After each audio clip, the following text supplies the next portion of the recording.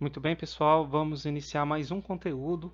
Agora nós vamos falar da tabela periódica, né? Vamos entender um pouco da evolução, da construção da tabela periódica, né? Entender por que a tabela tem essa aparência que é a tabela atual, que é a mais usual, essa representação aqui. Tem outras representações, tá? Não tão comuns como essa aqui, que é espiralada, né? Mas nós vamos falar mais dessa aqui, tá? Primeiro nós vamos entender como que foi criada essa tabela, como que os cientistas, né, proporam agrupar os elementos, entender o que a localização de um elemento pode nos dizer, que é o que mais nos importa quando você vai olhar na tabela periódica, é extrair algumas informações do elemento. E dependendo da posição que esse elemento está lá na tabela, você consegue extrair bastante informação desse elemento. E depois fazer análise de algumas propriedades dos elementos, também em função da sua localização, beleza? Então, um breve histórico, tá, da evolução da criação da tabela. Aqui são só alguns dados, né, e de como alguns cientistas, né, começaram a agrupar os elementos. Então, Dolbenheim criou as chamadas tríades. Ele organizou os elementos por propriedades semelhantes em grupos de três, né? Por isso que ele chamou de tríades. Então, a massa atômica do elemento central da tríade era a média das massas atômicas dos outros dois elementos. Então, aqui eu tenho uma tríade formada pelo lítio, sódio e potássio. O elemento central, que o sódio, tem massa 23. Se você somar a massa do lítio com a massa do potássio e dividir por 2, vai dar a massa do sódio. É claro que isso dava certo para algumas tríades, né? Mas para outros elementos, para outras tríades ou grupos, né? Isso não funcionava. Então, ela caiu em desuso, né? Essa classificação. A segunda tabela, né? Ela foi chamada de parafuso telúrico, tá? Proposta por esse cientista aqui com um nome bastante complicado que eu não consigo nem pronunciar. Ele colocou os elementos químicos, né? Charcot Towers, né? O nome dele. Colocou os elementos químicos em ordem crescente às suas massas atômicas, numa linha espiralada, tá? De 45 graus, traçada sobre a superfície lateral de um cilindro. Eu tenho um desenho aqui que fica mais fácil de você visualizar isso. Então, essa linha espiralada aqui, ó, formando um ângulo de 45 graus, e ele foi agrupando os elementos. Ó. Os elementos que estão aqui, ó, na mesma linha vertical, eles vão ter propriedades semelhantes, tá?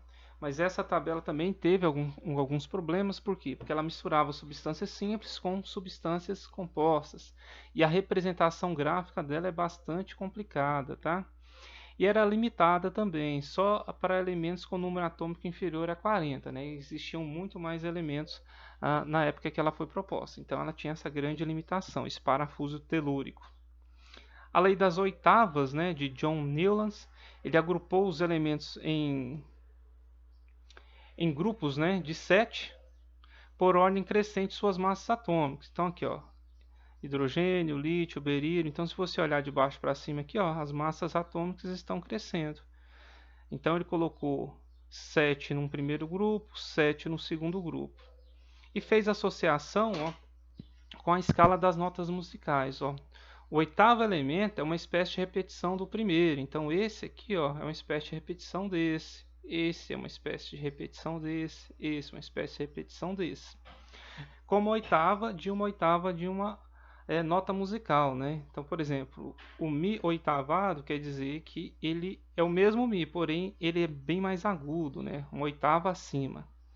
Hoje nós percebemos que esses elementos aqui, ó, lítio, berílio, boro, eles estão no mesmo período, né? Mas eles não estão no mesmo grupo, né? Quem está no mesmo grupo aqui é o lítio, o sódio, o berílio, magnésio, boro e alumínio, carbono, silício e assim por diante, tá?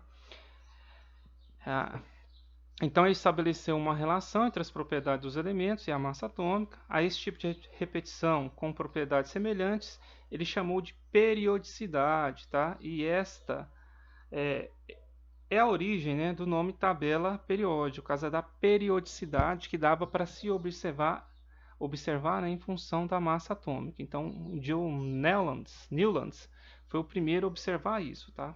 Então, daí o nome tabela periódica, é a periodicidade das propriedades podiam ser observadas, né? Mas também tinha limitação, né? Em determinadas colunas, onde estão os elementos com propriedades semelhantes, encontram-se alguns erradamente colocados, tipo aqui o hidrogênio, né? Ele não tem propriedade semelhante aqui com nenhum desses elementos, né? Então ele não poderia estar aqui nessa coluna. O telúrio, né, foi colocado antes do iodo, contudo a sua massa atômica relativa é maior. Então a posição desse elemento aqui também estava errada. Na tabela atual a posição dele está correta, né? A classificação periódica de Dmitry-Mendeleev, em alguns livros aí vocês vão ver Mendeleev escrito com dois E aqui, tá? Sem esse Y. Mas é russo, né? Eu não sei realmente qual que é a escrita correta. Ele organizou os elementos em ordem crescente de massa atômica e observou que os elementos apresentavam, né, propriedades químicas semelhantes. Aí a grande sacada, então esse aqui é o desenho proposto por Mendeleev, tá?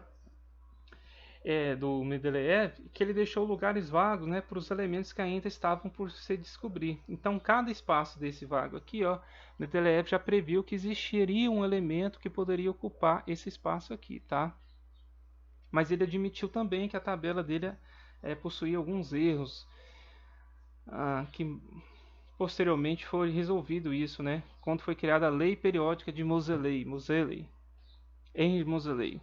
Ele demonstrou que a carga do núcleo, ou seja, o número de prótons, né, é característica de um elemento químico. Então ele pegou os elementos e reordenou eles, né, em função do número atômico, ou seja, do número de prótons, em ordem crescente. Então ele usou praticamente o mesmo desenho lá da tabela de Mendeleev e reagrupou, né, reordenou os elementos em ordem crescente e número atômico. Então a primeira dica aqui, esse aqui já é um desenho da tabela atual, tá? Os elementos, você vai sempre olhar em ordem crescente número atômico da esquerda para a direita. Então aqui, ó, número atômico 1, 2, 3, 4, 5, 6, 7, 8, 9, 10, 11, 12, pula para cá, ó, 13, 14, 15 e assim por diante. Então na tabela periódica atual, os elementos estão ordenados em ordem crescente do seu número atômico. Tá? Quando os elementos são agrupados por ordem crescente em seu número atômico, observa-se a repetição periódica de várias propriedades. Então, por isso que foi criada essa lei periódica de Moseley. Então, a tabela periódica atual, tá? Ela tem esse formato aqui. Ela é dividida em 18 colunas. Quando nós falarmos das colunas, são os grupos ou famílias, tá? Sempre as linhas verticais. Então, tenho da coluna 1 à coluna 18. E os períodos, que são as linhas horizontais. Eu tenho 7 períodos, tá? Então, primeiro período, segundo, terceiro, sexto período, é todo isso aqui. Então, quando você falar em período, você vai olhar as linhas horizontais. Grupos ou famílias são as linhas verticais. Existem alguns grupos ou famílias que têm nomes específicos, tá? Em especial, o grupo 1, que são os metais alcalinos, não entra hidrogênio, tá, pessoal? Começa do lítio aqui, ó. Esse é o grupo dos metais alcalinos. Alcalino terrosos, tá? É o grupo 2, que é esse aqui. Aí pula lá para o grupo 16, ó, que tem nome específico. São os calcogênios. Então, quando você lê o termo calcogênio, está falando de um elemento que está no grupo 16. Grupo 17, halogênio. E grupo 18, gases nobres. Está aqui esses nomes, tá? Vocês estão vendo que alguns, como o grupo 13, é família do boro, 14 do carbono, é porque é o primeiro elemento do grupo, tá? Mas os mais importantes são esses: metais alcalinos, alcalinos terrosos, calcogênios, halogênios e gases nobres. Existem também duas linhas destacadas aqui da tabela, tá? Que são os lantanídeos e os actinídeos. Os lantanídeos seriam os elementos que estariam encaixados a partir dessa coluna aqui, ó, aqui para frente. Só que a tabela ia ficar bastante extensa, tá? Então, a maioria das tabelas que você vai ver é essa tabela reduzida aqui, em que a série dos lantanídeos e os actinídeos estão destacadas, tá? Aqui eu teria os lantanídeos, que são esses, e os actinídeos, que estariam aqui, ó, eles foram colocados aqui embaixo. São elementos que nós não estudamos muito no ensino médio, tá? Nós vamos estudar mais os elementos aqui, ó, do grupo 1, 2 e do grupo 13 ao 17, tá? São essas duas regiões aqui que nos interessam mais e alguns metais de transição aqui, que eu ainda vou falar para vocês, tá? Eu vou encerrar essa aula por aqui. Até mais e um abraço.